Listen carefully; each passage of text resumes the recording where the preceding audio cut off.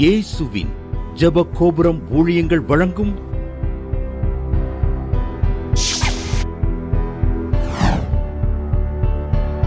நம்பிக்கையிலே சந்தோஷமாயிருங்கள்.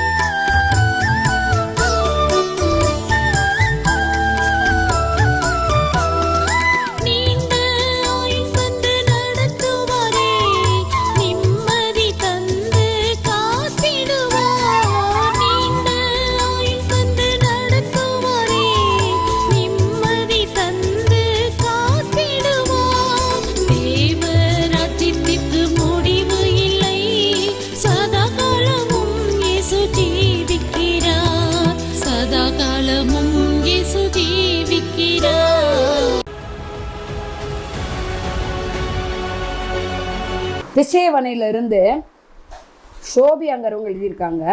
அவங்க பொண்ணுக்கு என்ன ஆச்சுன்னா ஃபோனில் கேன்சராம். அப்போ அவங்க மதுரையில் தான் நான் ட்ரீட்மெண்ட் மீனாட்சி மிஷனுங்கிற ஒரு ஹாஸ்பிட்டலில் ட்ரீட்மெண்ட்டுக்கு வந்திருந்தேன். நான் ஜாய் டிவி பார்ப்பது வழக்கம். அப்போ நான் இவங்க மதுரையாக இருக்கிறதுனால எலிசபெத் அம்மா மதுரையினால் என் பொண்ணுக்கு ஜெபிக்க முடியுமான்னு கேட்டேன். அவங்களும் என்ன பண்ணாங்க, சரி வரேன், இங்கே மதுரை தானே சொல்கிறீங்கன்னு ஜெபம் பண்ணாங்க. அவங்கள அந்த அறைக்குள்ளே விடலை. அவங்களுக்குன்னு ஒரு தனி அறையை ஒதுக்கியிருந்தாங்க என் மகளுக்குன்னு. என் மகள் டாக்டருக்கு படிக்கணும்னு படிச்சுக்கிட்டு இருந்துச்சு. ஆனால் இடையில இப்படி வந்துருச்சு. அப்போ அம்மா உபவாசத்தோடு நான் ப்ரேயர் பண்ணுறேன்னு சொன்னாங்க. அம்மாவோட அவங்க வீட்டுக்காரர் வந்தார். அப்போ ஜெபம் பண்ணிட்டு வந்தாங்க.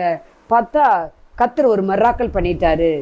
பிழைக்காதுன்னு சொன்ன அந்த டாக்டர் பொண்ணு கேன்சர் வியாதியிலிருந்து விடுதலை கொடுத்து திரும்ப என் பொண்ணு டாக்டருக்கு படிக்க கிருபை தந்தாரு. கர்த்தருடைய நாமம் மகிமைப்படுவதால் சாட்சி எழுதியிருக்காங்க. நம்பிக்கையிலே சந்தோஷமாயிருங்கள்.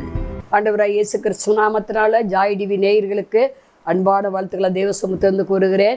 அல்லேலூயா, அல்லேலூயா, ரஹதிகலலபரவஷே, ஆமென், அல்லேலூயா.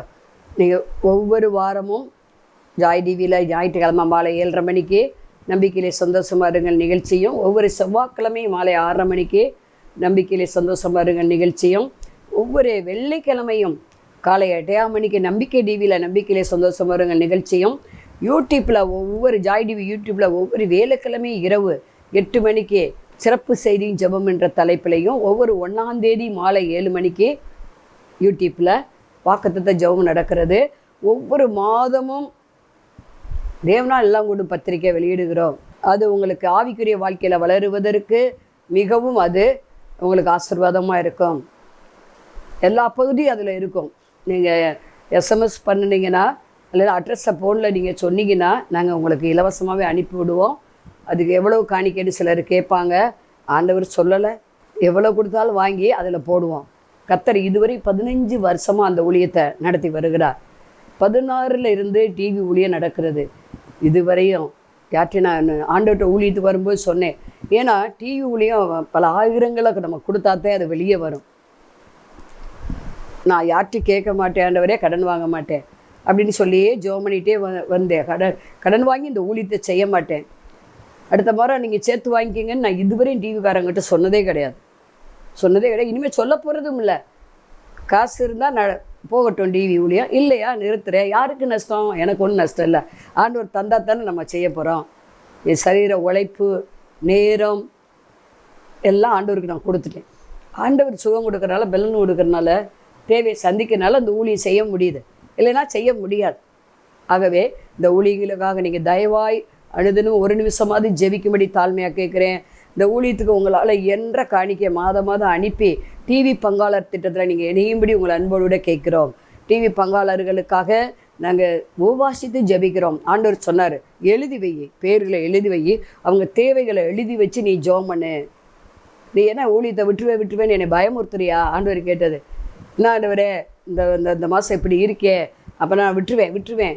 நீ நீ நீ எதுக்கு? நீ எனக்காக செய்கிற மகளே, இது அநேகருக்கு ஆசீர்வாதமாக இருக்குது. நீயே வீஸ் பார்க்குற, இத்தனை ஃபோன் வருதுன்னு உனக்கு தெரியும். ஒரு ஆத்துமா ரட்சிக்கப்பட்டால் பரலோகத்தில் மிகுந்த சந்தோஷம் உண்டாயிருக்குன்னு சொல்கிறேன் நான். இத்தனை பேருக்கு கண்ணீர் நீ உன் மூலம் நான் துடைக்கிறேனே, இதை நீ நிறுத்திடு மட்டும் தயவு செஞ்சு சொல்லாத. பங்காளர் திட்டம்னு ஒன்று ஆரம்பி. நான் பேசுவேன், ஜனங்களோடு பேசுவேன். இது என்னுடைய ஊழியம், என்னுடைய நாம தரிக்கப்பட்டவரோடு பேசுவேன். எனக்கு என் பிள்ளைகளோட, நான் ரட்சிக்கப்பட்ட பிள்ளைகளோடு நான் பேசுவேன். என் ரத்தத்தை சிந்தி நான் விலைக்கரைமாக வாங்கியிருக்கிற அந்த பிள்ளைகளோடு பேசுவேன். அவங்க செய்வாங்க, அனுப்புவாங்க. அதை வச்சு நீ இந்த ஊழியத்தை செய். சும்மா என்கிட்ட நீ என்ன பண்ணாத, இது பண்ணாத, நான் செய்வேன். இதுவரை உன்னை குறையில்லாமல் நடத்தினேனா? அன்றண்டுள்ள ஆகாரம் கொடுக்கப்பட்டுச்சு. நான் ஆண்டவர்கிட்ட கேட்குறேன், ஆண்டவரே கொஞ்சம் மாதிரி மீதி கொடுத்தீங்கன்னா நல்லா இருக்குமே. ஒவ்வொரு மாத தேவையை அதை அனுசரித்து தான் சந்திக்கிற மாதிரி தோணுது. அது கிடைக்கும் வரையும் எங்கள் ஜபக்குள்ள வந்து பாருங்கள், புலம்பிக்கிட்டே தான் இருப்பேன் நான். மக்கள் சொல்லுவாங்க, ஏன்க்கா இப்படி புலம்புறீங்க? கர்த்தர் இதுவரை நடத்தலையா? இனிமேல் நடத்துவாருன்னு சொல்லுவாங்க. அது கண்ணில் அந்த கண்ணு பார்க்க வரையும் என்ன செய்ய மாட்டேன், ஓய மாட்டேன். ஆண்டவர் இதுவரையும் தந்தீங்க, நன்றி, இனிமேல் தருவீங்க. ஆகவே நான் புலம்பாமல் நான் சந்தோஷமாக ஊழியஞ்சேன்னு நீங்கள் என்ன செய்யுங்க, ஜெபம் பண்ணுங்கள். உங்களால் முடிஞ்ச காணிக்கைனால அந்த ஊழியங்களை தாங்குங்கள். அப்பொழுது கர்த்தர் என்ன செய்வார்? அவருடைய ராஜ்யத்தை இந்த பூமியில் அநேக உள்ளங்களில் ஸ்தாபிப்பார். அதுதான் என்னுடைய வாஞ்சையும் தாகமும் கூட. எல்லாரும் ரட்சிக்கப்படணும், அதுதான் என்னுடைய வாஞ்சை. சரி, ஜெபம் பண்ணுவோம். பரலோக பிதாவே, நாங்கள் சோத்தரிக்கிறோம். இந்த தேவை செய்தி விரோதமாக எழும்புகிற ஆயுதம் இயேசு கிறிஸ்துவில் வாய்க்காமலே போவதாக. ஆவியானவர் இறங்குவாராக. பெரிய காரியத்தை செய்யுங்க இயேசு நாமத்தை பிதாவே, ஆமென். இந்த நாளில் கூட செய்தியுடைய தலைப்பு நீதிமொழிகள் 13:12. விரும்புகிறது வரும்போதோ ஜீவ விருட்சம் போல இருக்கும். செய்தியுடைய தலைப்பு விரும்புகிறது வரும்போது ஜீவ விருட்சம் போல இருக்கும். மரண விருட்சம் கிடையாது, ஜீவ விருட்சம். அந்த ஜீவ விருட்சம் ஏதேன் தோட்டத்துக்குள்ள தான் முதல் ஆண்டவர் வச்சார். அந்த ஜீவ விருட்சத்தை, அதாவது நன்மை தீமை அறியத்தக்க ஒன்றை உருவாக்கி வச்சிருந்தாரு. நீ அதை என்ன செய்யாத, அதை நீ புசியாத அப்படின்னு சொல்லி சொன்னார். அங்கே நம்ம பார்க்குறோம், ஆதியாகம புத்தகத்தில் அதை குறித்து நம்ம என்ன செய்ய முடியும், வாசிக்க முடியும். ஆதியாகம புத்தகம் 3வது அதிகாரத்தில் 22, 23 தெளிவாக எழுதப்பட்டிருக்கு. 24 எழுதப்பட்டிருக்கு. அதாவது 22, பின்பு தேவனாய் கர்த்தர், இதோ மனுஷன் நன்மை தீமை அறியத்தக்கவனாய் நம்மில் ஒருவரை போல் ஆனான். இப்பொழுது அவன் தன் கையை நீட்டி ஜீவ விருட்சத்தின் கனியை பறித்து புசித்து என்றைக்கு உயிரோடு இராதபடிக்கு செய்ய வேண்டும். இந்த ஜீவ விருட்சத்தின் கனியை அவன் புசித்து என்ன செய்யக்கூடாது, என்றைக்கு உயிரோடு இராதபடிக்கு செய்ய வேண்டும் என்று அவன் எடுக்கப்பட்ட மண்ணை பண்படுத்த தேவனாய் கர்த்தர் அவனை ஏதேன் தோட்டத்திலிருந்து அனுப்பிவிட்டார். ஏதேன் என்றால் சந்தோஷம், மகிழ்ச்சி என்று அர்த்தம்.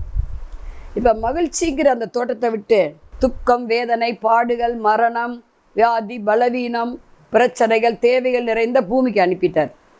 ஏதேன் விட்டு ஓடு, இந்த மகிழ்ச்சி உனக்கு நீ கிடையாது. ஏன்னா நீ தப்பு பண்ணிட்ட. நான் புசிக்க வேண்டான்னு சொன்ன கனியை ஏன் நீ புசித்த?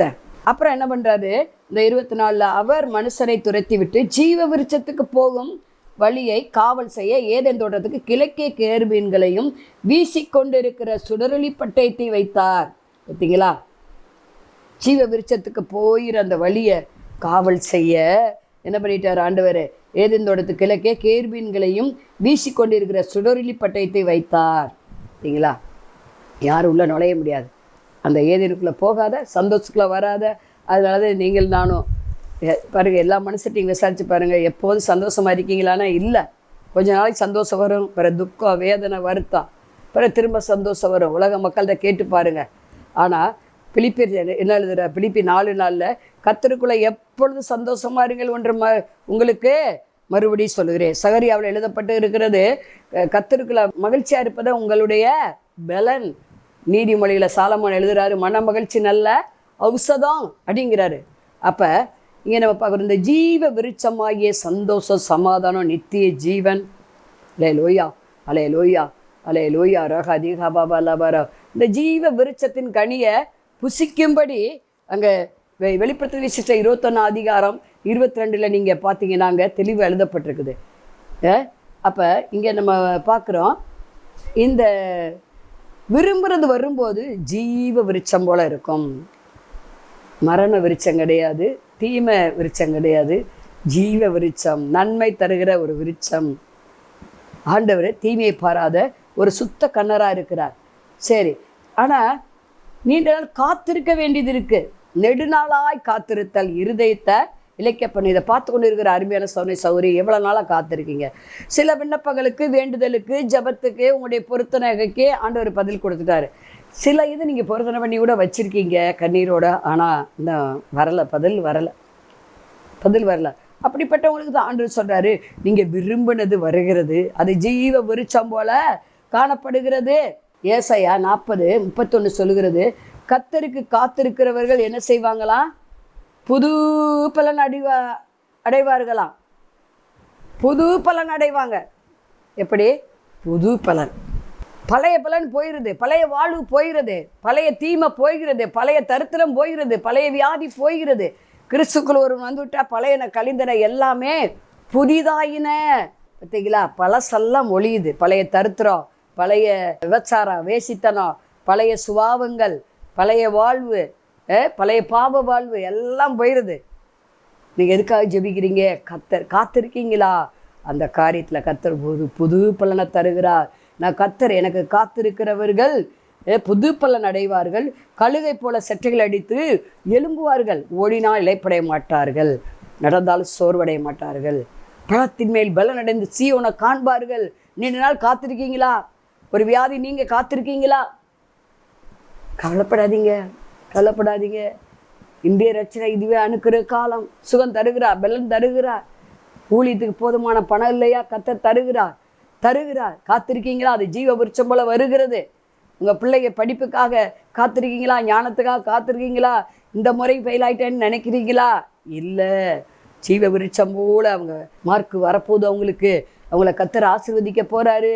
அலையில உங்கள் பிள்ளைகளுக்கு ஜீவ விருட்சம் போல எல்லா நன்மையான ஈவோ பரத்திலேருந்து வருகிறது. உங்கள் வயது கழுகு சமணமாய் திரும்ப வாழ வயது போல் ஆகிறது. மரண வியாதி நீங்கிறது. சுகம், பலன், ஜீவன், நீண்ட ஆயுள் உண்டாகிறது. புது பலன் உண்டாகிறது. அது மாத்திரமல்ல, இங்கே 49 ஏசாயா 23 எனக்கு காத்திருக்கிறவர்கள் வெக்கப்பட்டு போக மாட்டார்கள். ஜீவ விருட்சம் போல அவங்க வெக்கப்பட மாட்டாங்க. அதுக்கு பதிலாக பாருங்க, வெக்கத்துக்கு பதிலாக 2 மடங்கு பலன் வரும். பாருங்க, சூப்பர் நேசன் பலன் வரும். ஏன்னா காத்திருக்காங்க இல்லையா? கர்த்தரே இதை செய்தார். இது அனைவருடைய கண்களுக்கு ஆச்சரியமாக இருக்கிறது. அந்த வாக்குத்தத்தம் என்ன செய்யும்? கண்டிப்பாக நிறைவேறி முடிக்கும். அலையிலோ எதுக்காக தம்முடைய வார்த்தையை அனுப்புனாரோ அது காரியம் வாய்க்கும்படி செய்ய இந்த மாதத்தில் கர்த்தர் இந்த நாளில் செய்தி கேட்டுக்கொண்டிருக்கிற உங்கள் ஒவ்வொருவருக்கும் நீண்ட நாள் காத்திருந்த காரியம் வருகிறது. அது ஜீவ விருட்சம் போல வருகிறது. உங்களுக்கு புது பலன் வருகிறது. காத்திருக்கிறனால நீங்கள் வெக்கப்பட்டு போவதில்லை. 2வது 3வதாக ஏசாயா 64:4 தேவனே உமக்கு காத்திருக்கிறவர்களுக்கு நீர் செய்பவைகளை நீரே அல்லாமல் உலகத் தோற்றம் முதற்கொண்டு ஒருவரும் கேட்டதுமில்லை, செவிகள் உணர்ந்ததுமில்லை, அவைகளை கண்டதுமில்லை. பார்த்தீங்களா? இதுவரை செய்யாத அற்புதங்கள் அதிசயங்கள் ஜீவ விருட்சம் போல உங்களுக்கு செய்கிறார். இந்த ஆண்டு செய்கிறார். காத்திருக்கிறவர்கள் வெட்கப்பட்டு போவதில்லை. முதலாவது புது பலன் அடைவார்கள். ரெண்டாவது வெட்கப்பட்டு போவதில்லை. மூணாவதாக கர்த்தர் நம்ம அவர்களுக்கு உண்டாக்கி வைத்திருக்கிற பெரிய காரியங்களை உலக தோற்றம் முதற்கொண்டே நமக்கென்று உண்டாக்கி வைத்திருக்கிறவைகளை காது கேட்கலை. இன்னும் நம்ம காது கேட்கலை, அதை குறித்து இருதய உணரவும் இல்லை, இந்த கண்ணு பார்க்கவும் இல்லை. அவ்வளோ பெரிய நன்மைகளை உண்டாக்கி வச்சிருக்கார் ஆண்டவர். மனிதனை உருவாக்கும் முந்தையே கர்த்தர் என்ன செஞ்சார்? அவனுக்கு தேவையான எல்லாவற்றையும் சூரிய வெளிச்சத்துலேருந்து, மலையில இருந்து, தண்ணியிலேருந்து, காற்றுல இருந்து, பணம், ஆஸ்தி, ஐஸ்வர்யம், வெள்ளி பொண்ணு விளைகிற இடத்துல இருந்து அவனுக்கு தேவையான சுவாசம், இருக்க காற்று எல்லாவற்றையும் அவன் உண்டாக்கிட்டார் 6 நாளில். 7வது நாளில் மனிதனை 6வது நாள் மனிதனை உண்டாக்கினார். 7வது நாள் ஓய்ந்திருந்தான்னு பார்க்குறோம். இப்போ நமக்காக ஆண்டவர் எல்லாவற்றையும் செய்து முடித்துட்டார். சிலுவையில் 2000 ஆண்டுக்கு முன்பாக சுகத்தை சம்பாதித்து வச்சுட்டாரு, பொருளாதார ஆசுகத்தை சம்பாதிச்சு வச்சுட்டாரு, நிம்மதியை சம்பாதித்து வச்சுட்டாரு, சமானத்தை சம்பாதிச்சு வச்சுட்டாரு. அப்போ நம்ம கண்ணுன்னு பார்க்கல, அதை பெற போகிறோம். நீண்ட நாள் சுகத்துக்கு காத்திருக்கீங்களா?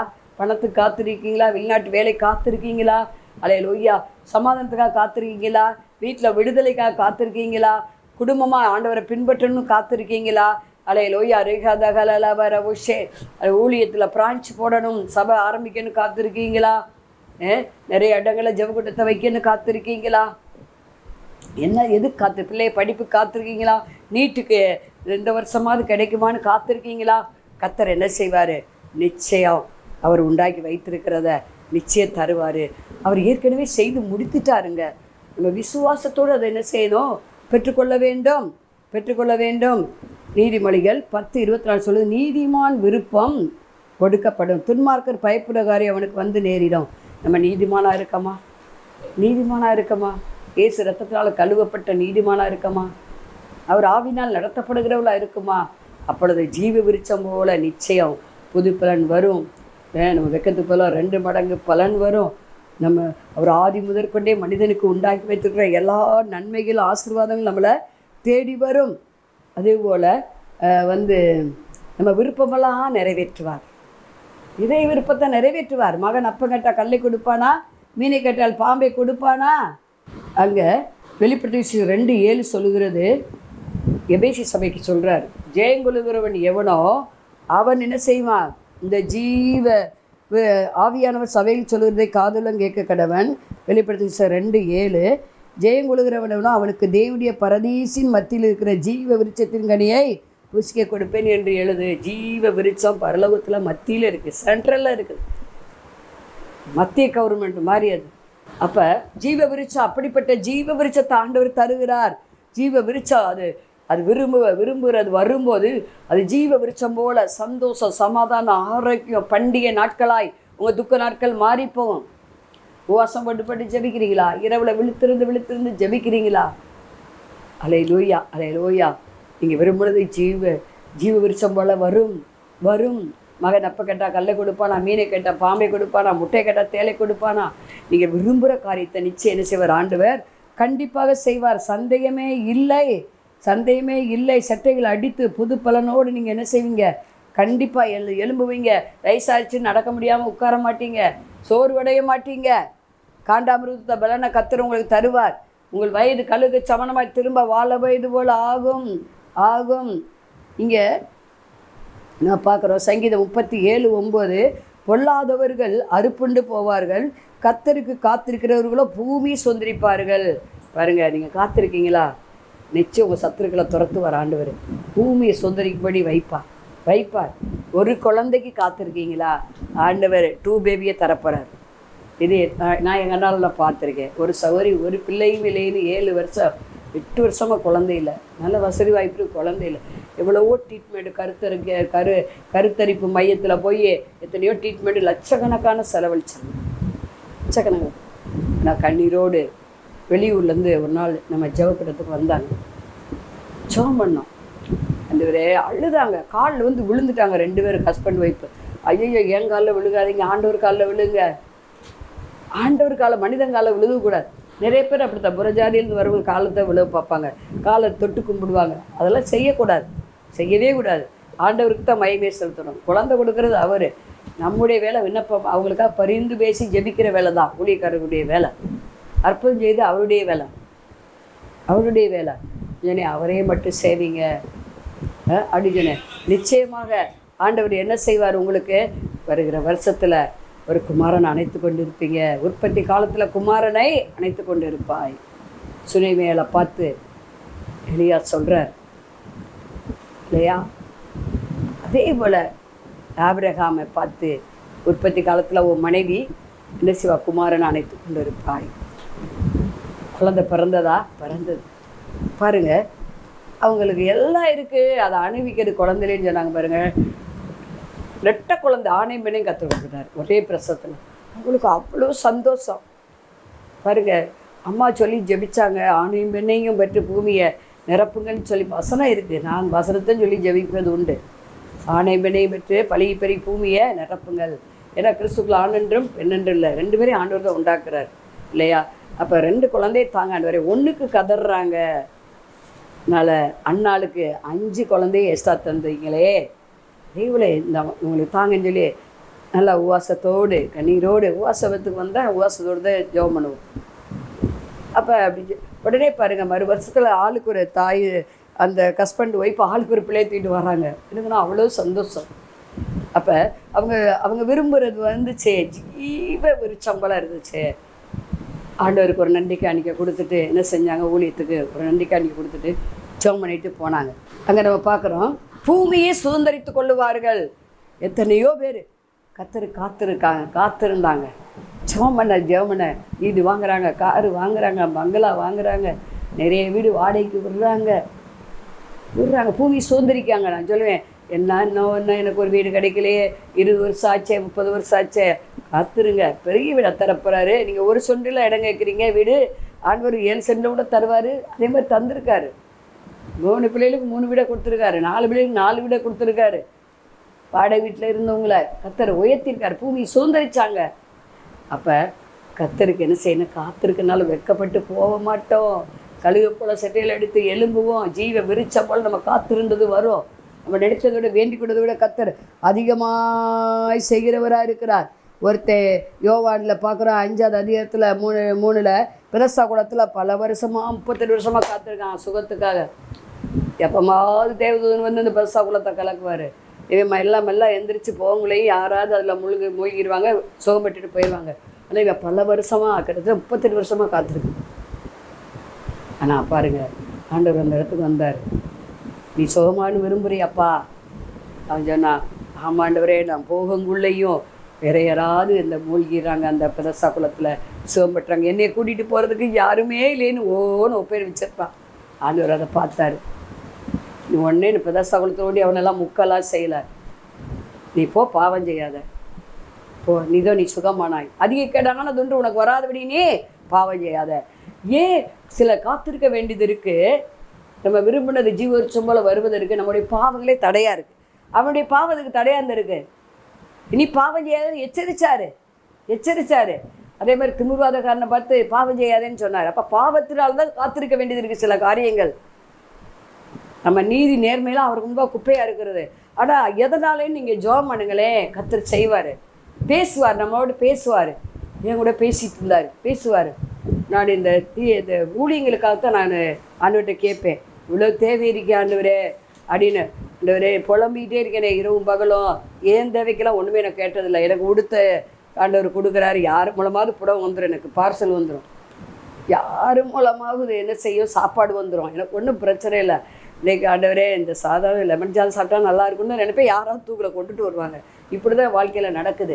ஆனால் ஊழியத்துக்கு லெமன் ஜாதம் ஒத்து வருமா சொல்லுங்க பார்ப்போம், புடவை ஒத்து வருமா? அப்போ அப்படி நான் காத்திருக்கும்போது ஆண்டவரோட பேசினார். மகளே, நீ இந்திய நாணயம் இதுக்கு பேர், நீ இந்தியாவில் இருக்க. அது முந்தி தான் 2024 வந்துச்சு, இப்போ 5 ரூபா தாள் தான் ஃபைனல் இல்லையா? ஆண்டவர் இப்படியே பேசுகிறாரு.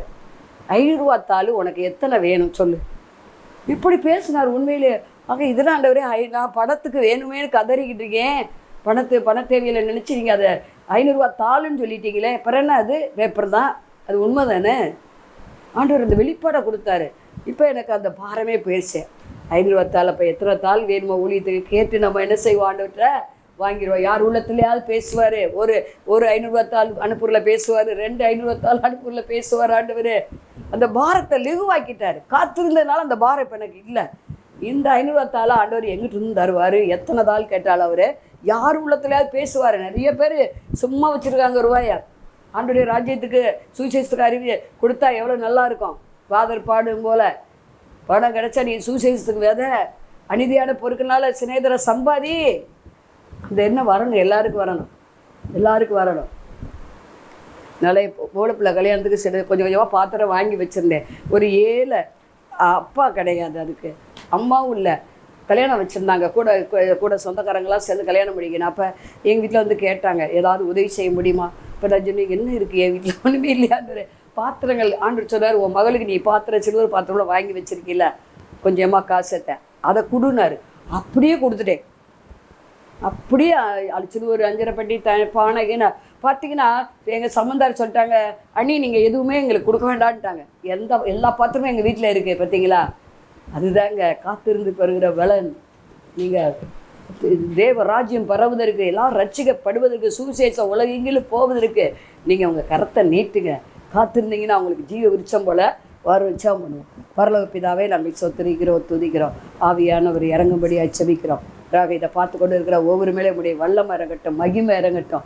யார் யார் எதுக்கு காத்திருக்காங்களோ அந்த காரியத்தை கத்தர் இன்றைக்கு வாக்கிய பண்ணுங்க, வாக்கிய பண்ணுங்க, வாக்கிய பண்ணுங்க, வாக்கிய பண்ணுங்க. ஆண்டவரே ஓ ராகா தீகா பாபா லீஹரா கசே ஆவியானவர் இறங்குவாராக, இறங்குவாராக, இறங்குவாராக. அலே லோயா ராகா தீகா பாபா. பண பிரச்சனை இதை பார்க்குற ஒருவருக்கு நீங்கி போவதாக. ஓ டிப்ரெஷன் நீங்கி போவதாக இயேசு நாமத்தில். ஜாயிண்ட் ஃபேமிலியில் ஒரே சண்டை சச்சரவாக இருக்காது இயேசு நாமத்தில் நீங்கி போவதாக. அலே லோயா, அலே லோயா. பிள்ளையை கட்டி கொடுத்த வீட்டில் நிம்மதி இல்லை, நிம்மதி சமாதானம் உண்டாவதாக இயேசு நாமத்தில். படித்ததுக்கு தகுந்த வேலை இல்லை, படித்ததுக்கு தகுந்த வேலை நசரா இயேசு நாமத்தில் கிடைப்பதாக. ப்ரமோஷனுக்காக ஜெபிக்கிறீங்க, கத்தர் அதை வாக்கிய பண்ணுகிறேன்னு சொல்கிறார். நீண்ட நாள் காத்திருக்கீங்க, ஒரு லஞ்ச ஊழல் இல்லாமல் ப்ரமோஷன் வேணும். அரசாங்க வேலைக்கு காத்திருக்கிறீங்க, லஞ்சமெல்லாம் கொடுக்க மாட்டேன்னு. கத்தர் அதை காரியத்தை இந்த ஆண்டு வாக்கிய பண்ணுகிறது. இயேசு கிறிஸ்து நாமத்தில் விசுவாசத்தோடு சோத்திரத்தோடு ஜெபிக்கிற நல்ல பிதாவே ஆமென். மாணவர்களே, அதிசய கல்வாரி ஊழியங்கள் மூலம் ஒவ்வொரு மாதமும் தேவனால் எல்லாம் கூடும் பத்திரிகையை நாங்கள் வெளியிடுகிறோம். தேவ சமூக பாடல்கள் DVD, ACD இந்த பாடல்களை நாங்கள் வெளியிடுகிறோம்.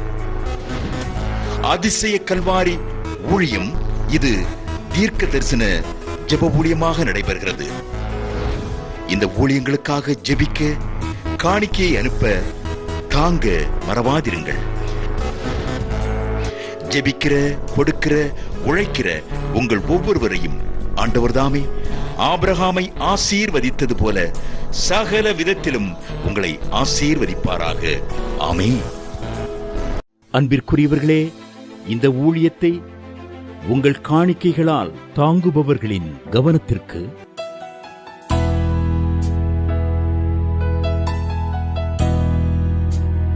ஜிபே மூலமாகவும் நீங்கள் தாங்கும்படி உங்களை பட்சமாய் கேட்டுக்கொள்கிறோம். எங்களுடைய ஜிபே எண்ணானது 9439308550. எங்களது முகவரி சகோதரி எலிசபெத் சுந்தர்ராஜன், எண் 27, பொதிகை தெரு, குழந்தை சாமி நகர், வண்டியூர், மதுரை 20.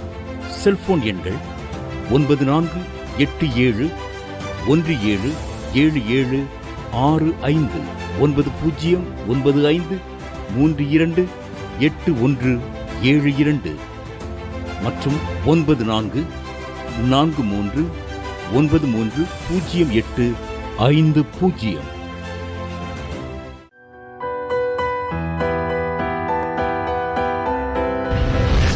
கர்த்தர் உங்களை ஆசீர்வதிப்பாராக.